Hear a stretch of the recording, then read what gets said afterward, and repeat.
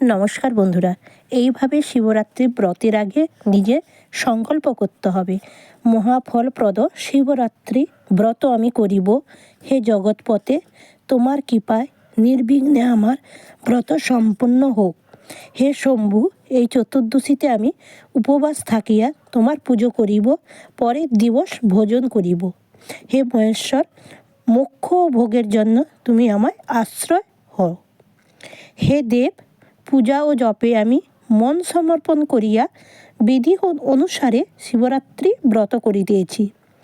আমার দেওয়া অর্ঘ্য হে মহেশ্বর গ্রহণ করো কৃপা করে। এই অর্ঘ্য শিবরাত্রিতে দিতেছি। হে সর্বপাপহারী শান্তমূর্তি শিব, তুমি উমার সহিত তাহা প্রসন্ন মনে গ্রহণ করো। দুঃখ দারিদ্র শোকে পীড়িত আমি এই শিবরাত্রিতে তোমায় অর্ঘ্য দিতেছি। হে উমাপতি, আমার অর্ঘ্য গ্রহণ করো। হে শঙ্কর, আমায় কৃপা করে আমার কৃত পাপ সকল তুমি হরণ করো। এই শিবরাত্রিতে তোমায় আমি অর্ঘ্য দিতেছি।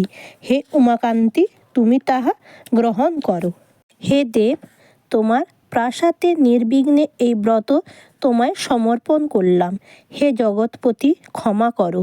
অদ্যকৃত পুণ্যকর্ম আমি রুদ্রকে নিবেদন করলাম। আমার প্রতি প্রসন্ন হও, আমার পুজোয় সিদ্ধি হোক। আমি তব দর্শনে পবিত্র ও ধন্য হইয়াছি। হে শঙ্কর, আমি সংসার বাসনায় দগ্ধ। এই ব্রতর ফলে তুমি আমায় প্রতি প্রসন্ন হও এবং আমার জ্ঞানচক্ষু প্রদান করো। এইভাবে মনে সংকল্প করে পুজো করতে হবে এবং রাত্রি 4 প্রহরে 4 বার পুজো করতে হবে। প্রথম প্রহরে দুধ বা দুগ্ধর দ্বারা, দ্বিতীয় প্রহরে দইয়ের দ্বারা, তৃতীয় প্রহরে ঘিতর দ্বারা মানে ঘিয়ের দ্বারা, চতুর্থ প্রহরে মধুর দ্বারা পুজো করতে হবে। অবশ্যই পুজোয় সিদ্ধি, আকন্দ ফুল বা ধুত্রা ফুল, বেলপাতা, ধূপ, কাঁচা কলা বা পাকা কলা এবং ঘি, মধু, শিবের ধুতি, মা দুর্গার শাড়ি ইত্যাদি আতপ চাল প্রভৃতি লাগে। ফাল্গুন মাসে কৃষ্ণপক্ষে শিব চতুর্দশীতে শিবরাত্রি বতর করা নিয়ম। বতের পূর্বদিন বতীরা নিরামিষ খাইবে এবং পরের দিন প্রাতঃ স্নান করে উপোস থাকিয়া শিবলিঙ্গ গড়িয়া বা মন্দিরে পুজো করিবে। চলুন বন্ধুরা, শিবরাত্রির ব্রত কথা শ্রবণ করা যাক। পুরাকালে মনোহর কৈলাস শিখরে মলয় পবন সেতা বয়ে ধীরে ধীরে। একদিন মহামায়া কহে তিলোচনে, কহনাথ কোন ব্রত মোক্ষ লাভ ফলে। কোন কার্য হয় না তোমারও সন্তোষ, শিবানীর বাক্যে তবে কহে আশুতোষ। ফাল্গুনে কৃষ্ণপক্ষে চতুর্দশী দিনে, শিবরাত্রি সে রজনী গায়ে সর্বজনে। তিথির মাহাত্ম্য কহি শুনো শৈলসুতা, বারাণসী পুরী হয় সর্বগুণ জুতা। সেই সে নগরে ছিল বেদ একজন, কুরুমতি কৃষ্ণবর্ণ অত্যন্ত দুর্জন। একদিন সেই বেদ প্রবেশী কানন, পশুবধ করে ফিরে আপন ভবন। মাংস ভারে বেদ তবে হইল কাতর, বৃক্ষতলে শয়নে হইল ঘুম ঘোর। হইল রজনী অস্ত গেল দিনমণি, অতি ভয়ঙ্কর হইল অরণ্যে রজনী। বিল্ল বৃক্ষে উঠে বেদ অতি ভীত মনে, মৃগ মাংস বৃক্ষডালে করিল বন্দন। সারা নিশি জাগে সে ক্ষুধায় দেহ জলে, দৈব দেখো লিঙ্গ মোর ছিল বৃক্ষতলে।